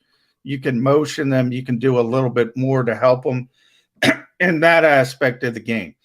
That's generally, you're looking for the templates. Now, Nick Sirianni's made a big deal of saying all our receivers are going to play all the positions. I've mentioned to you before, Jody. That's great in theory. Devonte Smith might be able to do it in a different way as an X receiver because he's such a great route runner. He's so quick at the line of scrimmage. He can get off press coverage in a different way than somebody like Alshon Jeffrey could. So, yeah, he's a great receiver. He can probably do a bunch of different things. Do you really want the other receivers, Greg Ward, playing outside? I don't think so. Do you want J.J. Arcega-Whiteside or Travis Fulgham playing in the slot? Maybe for a play or two, but not consistently. So I always talk about this. If you move one guy, other guys got to move. So you can talk about it now in May, as I like to call classroom time. But when you get to the games, it tends to fall into place. This guy does this well. This guy does this well. That means if I have a guy like Devonte Smith that can do everything, I'm going to put him in the spot the other guys can't play. That's generally how it works. Right. But I would hope that you can use Devonte Smith at the position he's best at most often. Flexibility is great. Giving defenses different looks is great. But I do agree with you that you want to have your guy, specifically your best guy, in the position that he's best at the great majority of the time. I'm just getting the feeling from both you and Eagle fans when I take calls on the air, about the Eagles don't really have an X receiver. They don't have that guy who can make that good back shoulder catch and just be a physical presence on the line and fight off man-to-man coverage. I'm not sure that Travis Fulgham can't do that, but I think it's yet to be proven. But I don't think it's the be-all, end-all. If you've got someone like that, you can take advantage of it. The quarterback can make those throws, and you've got that type of player. That's good to have, but I don't think it's a necessity, because I would ask you, who was the Kansas City Chiefs X receiver this past year? With Sammy Watkins being as hurt as he was, and when he was played, he wasn't all that productive. Who was their X receiver? They might be the most potent offense in the National Football League. And for me, they don't really have an X receiver. So to say, oh, you don't have an X, how are you going to be able to move the ball without an X wide receiver? Well, Kansas City did it pretty damn well last year. Patrick Mahomes was able to do it pretty damn well last year. I think some people make it out to be a bigger deal. Oh, if you don't have that prototypic big guy who can make the back shoulder catch, well, then you find other ways to beat them, like Patrick Mahomes did with the Kansas City Chiefs. That's what Nick Sirianni said about T.Y. Hilton. T.Y. Hilton played X for the Colts, not a traditional X receiver, but he was the best guy they had available. There's always, I have never said, there's many different ways to win, but I always say you're always looking for it. You never have everything you want in the NFL, but you're always looking for everything you want. And you prefer to have that guy. Now, I talk about the back shoulder with Aaron Rodgers and Jay Cutler. You also have the quarterback that can throw it, that has the accuracy to throw it. I don't know if the Eagles have that. So maybe you're right. Ultimately, I'd look at this team and I say to myself, the guy got to get off the field. And I hate to do this because he is a great kid, but I got to tell the truth. I have to get him off the field as Greg Ward. I have to get him off the field. So to me, it's not about Devonte Smith or Jalen Reagor. They're going to be on the field. Now, how do I take advantage of that? I want one of those guys, Travis Fulgham, J.J. Arcega-Whiteside, or even Trevon Grimes that I just brought up. I want one of them to prove that they are a better player than Greg Ward, so I can get Greg Ward off the field. Ultimately, what I would like to have is one of those guys win the X spot, Jalen Reagor to play in the slot, Devonte Smith to play Z, which I think will be his best position long-term in the NFL. Now, the majority of the time, that's not to say they're not going to move around, and Devontae's not going to be in the slot at times. He's not going to be in the X. But the vast majority of time, I want Devonte Smith, if he's going to be a superstar, he's going to be a superstar playing 65, 70% of his snaps at the Z position. Nick Siriani knows that. He knows that. I guarantee you he knows that. All right, let me give you a couple things on Greg Ward. You're dissing my guy, Greg Ward. You absolutely positively are. You might be the Jalen Hurts. You're gonna get him started. You might be the Jalen Hurts hater, but you're going even further with Greg Ward that you have to get him off the field. Who led the Eagles in receptions this past year? Oh, that just tells you. That just tells you how bad they Greg were. Ward. Okay, so you're not impressed by catches. Who led the Eagles in touchdown receptions this past year? This is it, Jody. This team in the modern NFL environment, has gone 2 consecutive years without one receiver that has had over 600 yards. They all stunk. Every single one of them. And they're all still here, including Greg Ward, but so is everybody else who also didn't get those yards. So why are you trying to elevate someone else who didn't get 6 touchdown grabs like Greg Ward? By the way, if Alshon Jeffrey's a good NFL receiver, we know that's about injuries. That's about a descending player. At one point, he was a very good receiver. At one point, Deshaun Jackson was a star receiver. It was about injuries. It was about, obviously, age. And again, dissension as a player. But they're good NFL receivers. They were good NFL receivers. Come on. You can't. You've been around. You've been watching this sport for a long time. You're going to sit here and look me in the eye and say Greg Ward is a good NFL receiver. I give Greg Ward a ton of credit for getting the most he could possibly get out of his skill set, developing into a guy who can catch the football and is reliable. But if you want to be a successful offense, Greg Ward can't be on the field for major snaps. That's just the way it is. Okay. Yeah, you and I disagree here. And here's the thing I'm going to say about Greg Ward. I threw a couple numbers at you. He was the #1 reception guy on the Philadelphia Eagles last year, which includes, of course, Travis Fulgham and Jalen Reagor and the 2 draft picks last year, Quez Watkins and Hightower. He caught more balls than all those guys. And they're all back in the room competing for a job again this year. So I give him credit for that. His percentage of grabs as per targets was the best on the Philadelphia Eagles of all their wide receivers as well, including the proven guys who didn't get a chance to play because of injuries to Sean Watson and Alshon Jeffries again. His was the best. The most touchdown passes received, his was the best on the Eagles last year over all those other guys. I take all that into consideration. He also had one other number that kind of jumped out at me. His less than 8 yards per reception is not good. Everybody else is in double digits. He didn't even get to 8, 7.9 yards per reception. That's not good. Here's what I don't know, and I want to find out. And you could be proven right that Greg Ward doesn't deserve to be on the field if this doesn't change. Was that because of Greg Ward, or was that because of Doug Peterson and Carson Wentz? Were the plays schemed for him to go out 5 yards and make a catch? Or was it just that was his comfort zone? That was all he thought he could get open. That was the way he ran his routes. Was it on Greg Ward? I honestly don't know the answer to that question.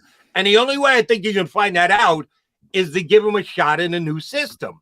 Wow. If all of a sudden Greg Ward goes from 7.9 per catch to 10.4 per catch this year, I'm going to say, well, it was the system. It wasn't Greg Ward. It wasn't his inabilities. It wasn't because he's a former quarterback who transformed himself into a wide receiver. It was because he played the role that he was asked to play in Doug Peterson's system. I want to get a look at Greg Ward in Nick Sirianni's system to see if he can increase that, because other than that, he was the best receiver on the Philadelphia Eagles last year, except for the fact he didn't catch the ball down the field. He didn't break tackles. He didn't get yak. He was the guy who went out, made the catch, fell down. He's not explosive. He's not an explosive player. And I can tell you, I don't know the new coaching staff that well. He will get every opportunity. They have no skin in the game when it comes to any of these guys. I can also tell you that they don't expect him to win a starting job on this team. And if he does, they'll be disappointed, just like the other coaching staff was. One of the reasons Travis Fulgham had the big month and they went back to Alshon Jeffrey is because they knew Alshon Jeffrey just understands what to do, understands the offense, runs routes better, works better, is a professional. He was just, unfortunately, at the end of his career, as I said, but they kept defaulting, crossing their fingers, hoping against hope Deshaun Jackson could get on the field. Why, Jody? Why? Because he can play when he is on the field. These other guys couldn't play to the level that they needed, but they were forced to put him on the field. Now, hey, Carson had a terrible year, no question about that. Quez Watkins is a player they want to get on the field because he can run, because he's explosive. John Hightower, he can run. Why did they bring in these guys? They tried to bring in Marquise Goodwin because he can run. Greg Ward can't run. And it's really difficult to be an NFL receiver if you can't run. And by can't run, I'm not talking about against Johnny Mack and Jody Mack. For a normal human being, Greg Ward is extremely fast. For an NFL receiver, Greg Ward is not fast. That's the biggest issue. He's got very reliable hands. He's a tremendous teammate. Doug Peterson's wife's favorite player because he does everything right.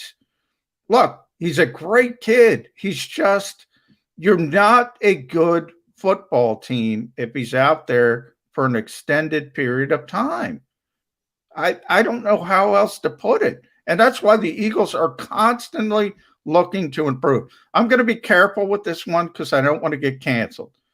But you could be the tallest little person at the circus, Jody. Yeah. You're still the little person. In other words, Greg Ward leading the Philadelphia Eagles, the worst receiving corps in the NFL. You're the tallest little person at the circus. Right. But somebody's got to play wide receiver for the Eagles this year, right? They're going to be in three wide receivers, especially if Zach Ertz isn't going to be here. All that 12 positioning that they did last year, they're probably going to do less of it this year. Right now, they don't even have an NFL backup tight end with any kind of experience. So someone needs to be playing wide receiver for the Eagles. They added Devonte Smith in the first round. What other great free agent acquisitions did they make? They have Jalen Reagor. Yeah. Two are playing. Devonte Smith is playing and Jalen Reagor is playing. Now, I'll ask you, because you're a Travis Fulgham fan, would you rather have Travis Fulgham on the field as the third receiver or Greg Ward? As of right now, it's a competition. We talk so much about competition with the Eagles at the quarterback position. And I got zero problems with competition at the wide receiver position. Every single aspect of it, including the number one spot, which if I'm a betting man, I'd put good hard money down on Devonte Smith being the best wide receiver on the Eagles. But let him compete for it. Let him prove it on the field rather than just being anointed because it was the 10th pick in the draft. I'm good with all he's of that. Anointed. He's anointed. He is anointed. He is. And I believe he will earn that anointment. And I have every faith that he's going to be their number one wide receiver. The rest of them, may the best man win. Big, small, X, Z, Jalen's Y. going to play. Jalen's going to play. But he's anointed too. I will say he's got a lot more physical gifts than the rest of them. He is explosive. He is fast. He did have an injury riddled season as a rookie. He's going to get every opportunity. You talk about competition. I said it's lip service. Competition with him is lip service. He's going to play. Now, can he play himself off the field? Sure, if he's terrible. but he's going to get an opportunity to play early in the season. And just like Nick Fierro said in between our audio difficulties, I think he's going to be fine. He's too talented. I think he's going to be fine if he's healthy. So I'm comfortable with Devonte Smith and Jalen Reagor. I just need to find that third guy. I got enough bodies.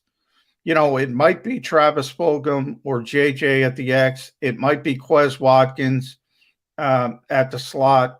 It might be John Hightower at the Z. I got enough bodies to say one of those guys is going to be better than Greg Ward. And if I'm pretty confident in that. Right. And don't get me wrong. I'm not saying that I think Greg Ward can make a Pro Bowl this year. I don't. I realize the thing that you've been saying about there are aspects to his game that don't match up with other wide receivers in the league. I fully comprehend that and understand all that. I'm just looking at the group that the Eagles have right now. Devonte Smith won a Heisman Trophy, and he was a high first round draft pick. So he's got a status attached to him, even though he hasn't caught one ball yet in the National Football League. I have expectations for him. I get it that Jalen Reagor was a first round draft pick last year. I'd say his first year was underwhelming. And it wasn't like he was trying to break through in a group of wide receivers that were stocked. You had Jalen. You didn't play well. You didn't play well. Right. So he's got to show me a little something. He's got to prove it. Fulgham came out of nowhere to have a really good, what would you say, about a 5-week period? A month. Month. And then all of a sudden he became a non-factor. That's as big a question mark from last year's Philadelphia Eagles season as any that I can remember. How did he, first of all, jump up, be as good as he was for a period of time when we didn't see it coming, and then just as easily fall off the face of the earth and disappear? So Fulgham is a major question mark for me. Watkins and Hightower, I don't know. What are they? They could be stars. They could be busts. They didn't do nearly enough for me to draw a conclusion. Greg Ward is a given. It's not a great given. The upside, we talk about this all the time. He's never going to be a Pro Bowl. He's not going to get 150 catches. But he does catch the ball when you throw it to him. And in that room with all those other guys, when the Eagles were trying to win football games, their coaching staff decided to call his number and have him out there on the field as much as they did. He did everything that was asked for him, except for maybe getting more yards per catch. That's pretty damn low. I bet you it's one of all the players who had 30 catches, 40 catches, draw the line wherever you want it, number of catches. I'll bet you his is one of the smallest in the National Football League at 7.9 yards per catch. He just didn't do that. As you said, he's not as quick. He doesn't have bursts. He doesn't have acceleration the way other wide receivers do. There's something to be said to be able to come up with a 6-yard catch when you need 5 yards on third down. So I'm not writing off Greg Ward just yet. I just want to see if he can be better in the one area where I would say there was a major deficiency last year, which is yards per catch. Yeah, look, Jody, he'll have an opportunity. What I'm trying to say is if he wins the job, I think the coaching staff will be disappointed because that means the other guys haven't stepped forward. And they want other guys with more physical gifts to step forward. If they can't play, they can't play. You know, one of the things with Jalen Reagor is Justin Jefferson, obviously. So he's going to be under that cloud for a long time. And you know, I get this thought process that some people are thinking like, oh, if the Eagles didn't stupidly take Jalen Reagor, that he would have lasted, I don't know, to 50 or 60. No, he would have went probably to New Orleans later in the first round. Worst case scenario, first couple picks in the second round. Wasn't like anybody else in this league didn't like Jalen Reagor. A lot of people thought he was a very good prospect. I still think he's a very good prospect. We'll see what he can do when he's healthy. I think you're going to see a massive improvement. Then it comes down, as I said, to that third receiver spot. You could look in different directions. It could be the big guy. It could be a slot guy. You know, the whole thing about Howie Roseman last year in the draft was getting speed. The one thing Quez Watkins and John Hightower can do is run. They can run. I don't know if they can be NFL receivers, but they can run. All right, we are the Mac guys here on Birds 365. I want to come back and ask John about what seemed to be a little bit of a hypocritical stance the new head coach was taking this past weekend in talking about the ways putting his offense, implementing his offense right now, and the fact that he hasn't named a starting quarterback. We'll explain when we come back. Mac guys right here on Birds 365. If you missed any of today's show on the JAKIB Media channel, listen to the podcast on your way home. Available on YouTube, Apple, and Spotify. The savoring taste of a good bag of beef jerky is so enjoyable at any time of the day, as long as you can find it. Here's what we suggest. Pure Bull beef jerky is our answer, and soon it will be yours. Locally produced in the Philadelphia region, this high-quality, healthy protein snack is easy to secure. Go to steersnacks.com, and you'll see hot garlic, tropical heat, Pure Bull dry rub, and our favorite, Huck and Fod. What's that? Huck and Fod. Go now to steersnacks.com. Welcome to the Wildwoods, the perfect place where you can safely do everything or nothing at all. Catch a wave, take a nap, go for a drive, grab a bite. It's your vacation, and we're doing everything we can to make it a safe one. The Wildwoods. Your vacation, your way.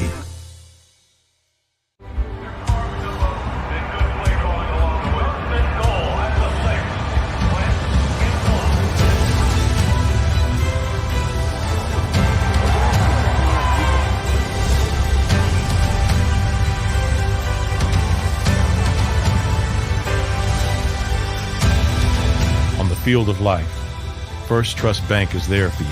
Champions on 3. 1, 2, 3. Because Philadelphia dreams deserve a Philadelphia bank. The International Brotherhood of Electrical Workers, Local Union 98, is a proud sponsor of The Labor Show with J. and Krause every Saturday night from 6 till 8 p.m. IBEW Local 98's highly trained and superbly skilled electricians are the best in the business, setting the highest safety standards in the electrical industry. So when you're planning your next industrial, commercial, or residential project, choose an IBEW Local 98 union contractor. Learn more at ibew98.org.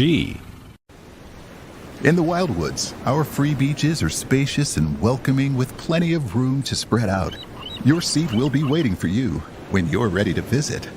The Wildwoods, creating cherished family memories for generations. D-A-T-L-E-S-E-O! Jody Mack, the legendary sports talker, joins forces with NFL insider John McMullen. Start your morning with Johnny Mack and Jody Mack across the JAKIB Media Network.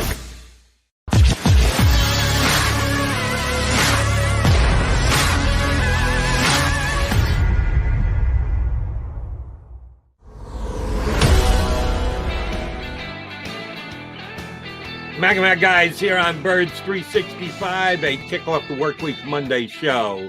Speaking of the rest of the week, you just saw the promotional for the middle.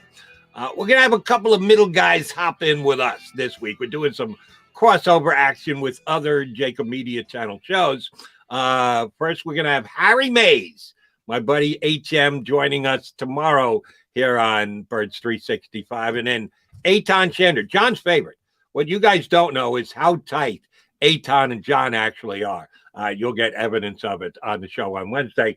Eitan's going to hop aboard with us, so that's something for you to look forward to. And tomorrow we hope to have Russ Tucker, former offensive lineman, contributed on the Eagles pregame shows on WIP, all-around knowledgeable football guy.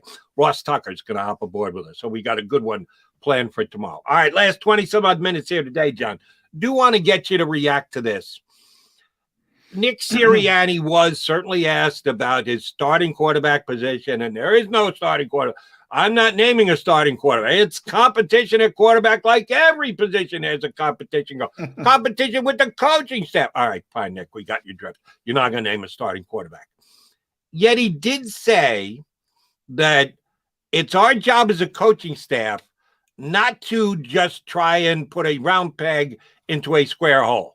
That our system isn't the be-all, end-all, that we're going to try and make the players fit into our system.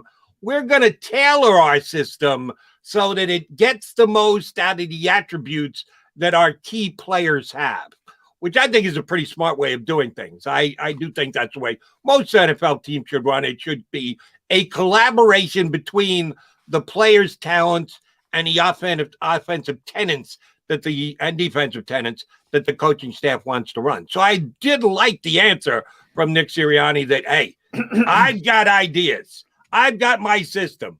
I'm going to make my system work because I'm that smart. He didn't go that route, which I liked.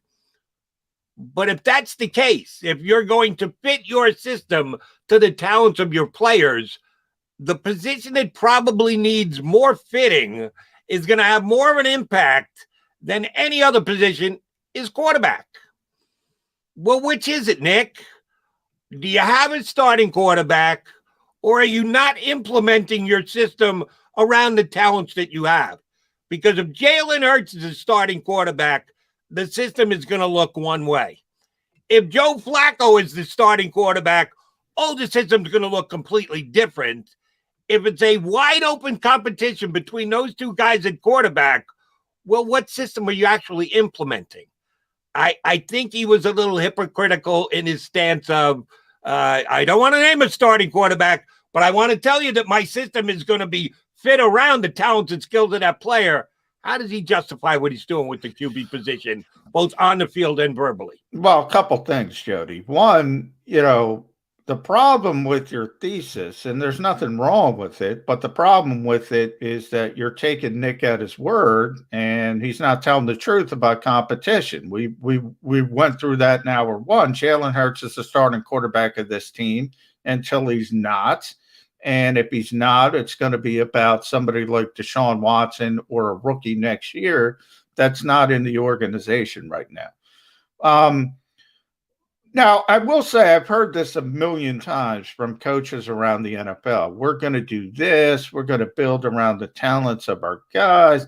And ultimately, they default to what they want to do. My favorite example of this would be an old friend from Philadelphia, Brad Childress. When he got the head coaching job in Minnesota, Brad Johnson was coming back. He was going to get an opportunity to start again. He was very excited about it. He went into his office with Brad Childress's office. He had notebooks. Anybody who's ever known Brad, very cerebral quarterback, very smart quarterback, very heady quarterback. Obviously, ultimately won a Super Bowl with Tampa Bay. Also had some great seasons in Minnesota and Washington. Really underrated guy over the years. And his top trait, as I said, was in his intelligence.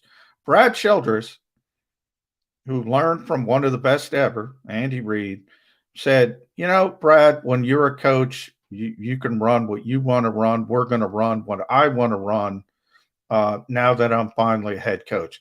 Thought it was one of the most arrogant things I've ever heard from a head coach. Ultimately, was not a success. He had some decent seasons, but it had more to do with Brett Favre, Adrian Peterson, people like that. Coaches say it all the time. You muted yourself, Jody. Coaches say it all the time. I'm going to do that. Now, the positive I have for you with Nick Sirianni is if you look at Indianapolis and what Frank Reich and he had to go through, it was Andrew Luck, it was Jacoby Brissett, it was Phillip Rivers. 3 really different skill sets. They had to rebuild the offense each year. And it was pretty successful, even with Brissett. So that part I have confidence in. But the lip service is what lip service is. It's lip service. And sorry about that. I forgot to take my mic off mute. The Chili story that you told was great about his quarterbacks and how he handled them and the like. And his success had probably more to do with Brett Favre and his talents and skills than the great coaching that Childress did. Do you think he said the same thing to Brett Favre that he said to Brad? No. And by the way, Brett wasn't listening if he did. Right. Brett drove him crazy. It's always interesting with coaches. John Gruden, I often bring up, and with Brad Johnson, and the fact that, he couldn't accept that Tampa Bay, the strength of that Tampa Bay team was the defense, and it was a historic defense. But they also had a really smart quarterback. Baltimore and Brian Billick, the same thing, historic defense. Couldn't accept the fact that Trent Dilfer couldn't move the ball. Brad is, we talked about ego at the beginning with coaches. I mean, it's real. It is very real. Part of the positive, I don't think you have to have a certain amount of ego to get to that point in life. So I'm not going to say Nick doesn't have an ego. One of the things I always found so refreshing about Doug Peterson is the lack of ego. Right. They still have ego. It's just not as large as some other people. I think that part's positive early with Nick Siriani. I don't think he has this overbearing ego. And just my take on it, and you would certainly know this better than me because you are a beat guy. You're there for every single post-game press conference and pregame and the like. I see as many as I can, but I'm not part of the process the way you are, so you probably have a better read than I do. But here's what I always thought about judging coaches and ego.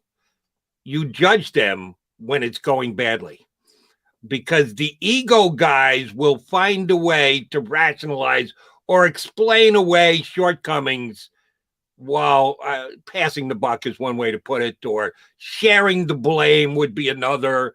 That's when the ego comes out. When things are going well, smart ego guys won't be stroking their own ego. They'll just pass the credit around and give it to others and smile as they do it and say, yeah, they all understand this is my team and I'm pulling all the strings and I'm going to get all the credit from all the people around me. I don't have to take credit for myself. But when the pressure is on, when things are going badly, when games are being lost, ego guys are ready to always share the blame. And we'll find out what Nick Siriani is. You just went through that as a Jets fan. Adam Gase was throwing everybody under the bus except one guy. Except one guy wouldn't throw under the bus, and that was the guy who looked at him each morning in the mirror. It was amazing that was the case. And the Jets did what they did last year. If I was a general manager, Joe Douglas, I would have fired him week 3. I would have fired him week 5. I would have fired him week 7. I would have fired him week 9, week 11, week 13. And there's so many places that he could have been fired, and they chose not to, and they held on to him for the entire season. But they did the right thing and eventually pulled the plug at the end of the year. So, yes, I'm more optimistic about my Jets coming into this year for one reason above all others, and that's because Adam Gase isn't there. But I digress. Nick Siriani coming in to the Eagles this year. You media guy didn't get enough of a chance to be able to ask him questions. First time ever in person, you got the chance to do that. Somebody asked him about Zach Ertz. And much like with the quarterback situation, discretion better part of valor, all he answered was, class guy, great football player. How good has Zach Ertz been for this organization? Wouldn't touch what is going to be his role for the Eagles in this upcoming season. Whether he's going to be here or not, he just decided to heap praise on top of Zach Ertz. We've done a whole bunch of reading between the lines because you need to at this time of the year. Guys are just not going to make definitive statements. And Nick Siriani has become pretty good at not being able to say something while saying something. You read anything into his comments about Zach Ertz at all? No. Where are we, Jody? Just checking the date, May 17th. 17th. So we're 2 weeks away. I can guarantee he's not showing up for voluntary work. I can guarantee that. He's not coming to Philadelphia. He doesn't plan to be a part of this team. He doesn't want to be a part of this team. Ultimately, yes, I'd left the door open. I've said 5%, 10%. The Eagles might decide he's going to be a professional. He's going to show up for mandatory minicamp if he has to. He's going to show up for training camp. Maybe we'll let him play out the season, but I don't think that helps either side. We've had so many beat guys, they all say the same thing. He's not going to be here. I'm in that camp. He's not going to be here. He doesn't want to be here. The Eagles have kind of moved on, but they're playing hardball. Howie Roseman has said sometimes you got to play the bad cop. They're playing the bad cop. Ultimately, I think they're budgeting with the realization that Zach isn't going to be here post June 1st. So that plays into it as well. I just don't think he's going to be here. They did sign someone like within the last 24, 48 hours, a cornerback by the name of Nick Meadors. I'm not familiar with Nick's work. I didn't remember seeing him on the field at any point. He was with the Vikings last year and the year before. Jaguars practice squad last year, undrafted guy who did make it onto an NFL roster and did suit up for games on Sunday. Don't know if there's a connection with anybody from the previous staff. I believe that the Minnesota connection had been severed by that point. What can you tell me about Nate Meadors, if anything? Is he actually a guy who can compete and maybe win a job as a cornerback on this team, or is he just a body to help them get through camps? I think he's got an outside chance to be sort of a 53rd type of roster guy, bottom end of the roster, special teams player. He's got some versatility as a cornerback, and he's played safety as well. Yeah, you mentioned undrafted guy coming out of UCLA, made the Vikings at least a couple games, not the full season, but was promoted at one point from the practice squad, was in Jacksonville as well. You mentioned no connection with Minnesota, had been severed. Yeah, but Jonathan Gannon's really tight with Mike Zimmer, so he knows what he brings to the table. Nick Rollis was in Minnesota as well. They all know Nate. They know of Nate. So it's probably one of those things. They bring him in. They have everybody. They have Anthony Harris, Eric Wilson. Marcus Epps was from Minnesota.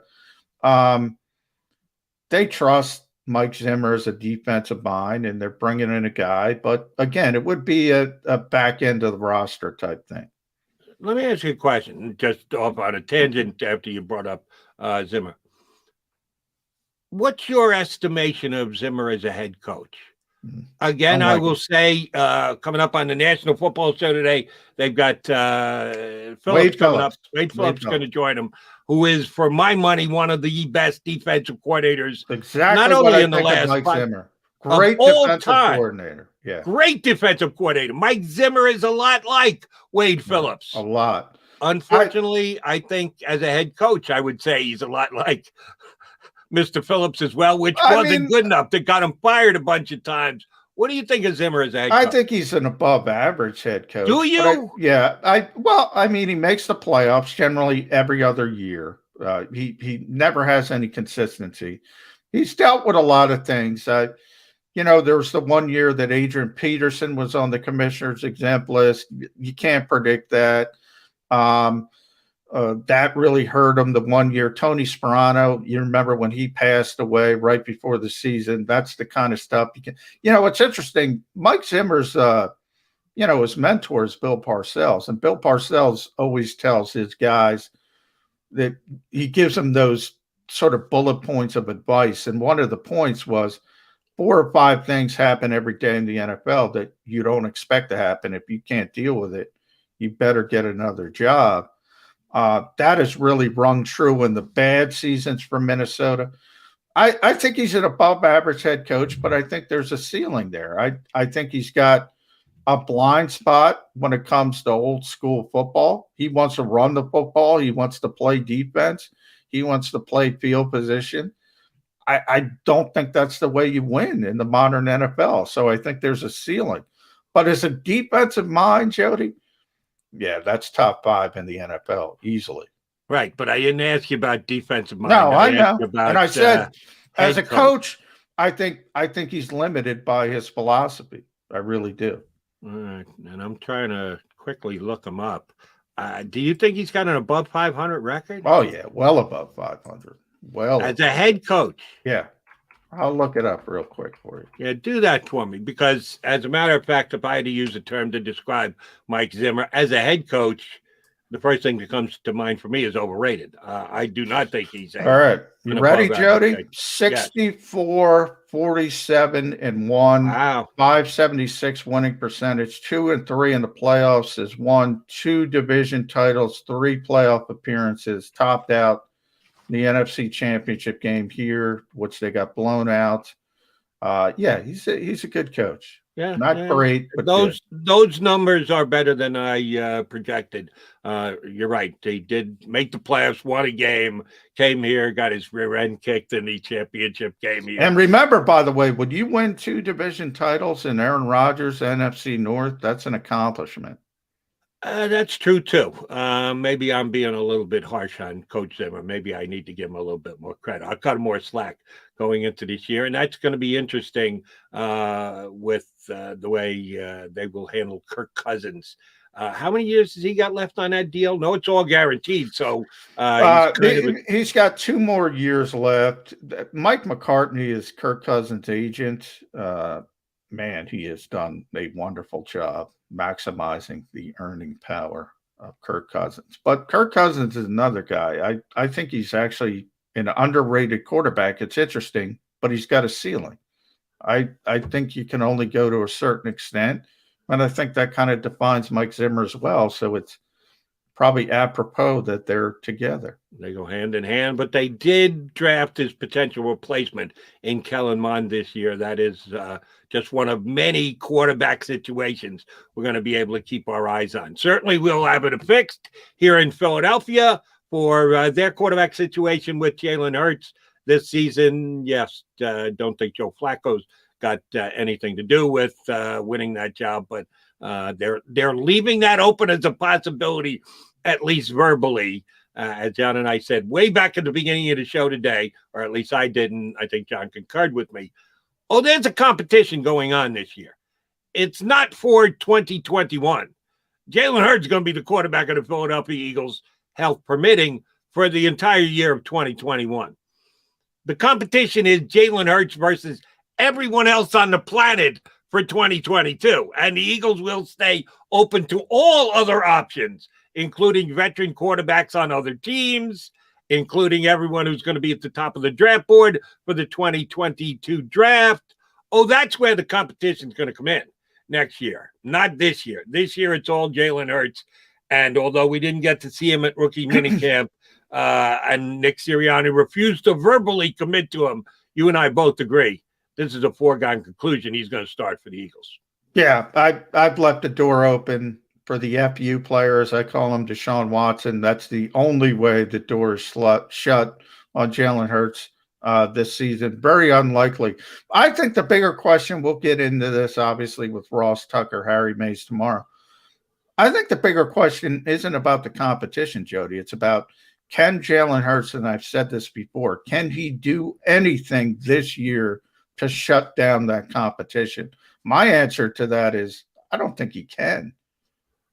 Well, I'll say that I do think he can, as a matter of fact, because I like the kid, and I think he can play, and I think he can be now we're back into using our verbiage on point, an above average NFL quarterback or a right at average NFL quarterback. If he's a below average NFL quarterback, then guess what? Here comes the FU player. You are 100% right, McMahon. It's going to be either a Deshaun Watson or a Russell Wilson or an Aaron Rodgers or any quarterback that can be available via trade in the NFL, or it's going to be a first round high draft pick who they're going to step right in. They'll call that a competition between Jalen Hurts and whoever they draft at the top of the first round next year, but will suggest that it's not really a competition, or it's only a matter of time thing that somebody's going to take over for Jalen Hurts. But I do believe that that's going to happen.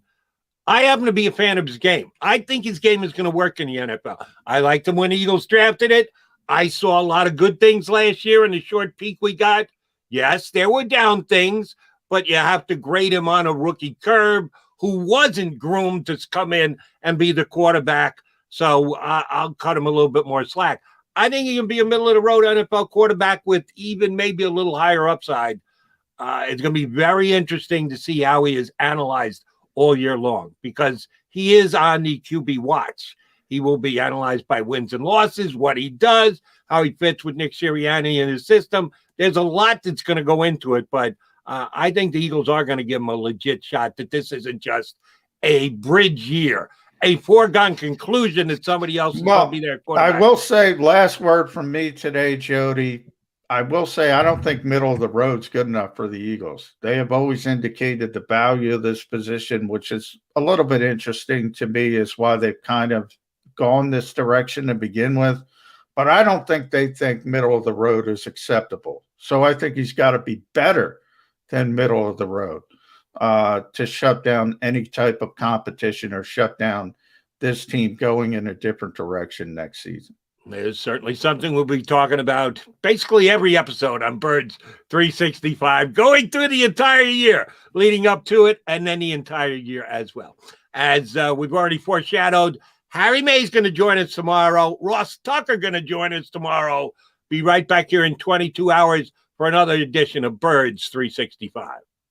If you missed any of today's show on the JAKIB Media channel, listen to the podcast on your way home. Available on YouTube, Apple, and Spotify.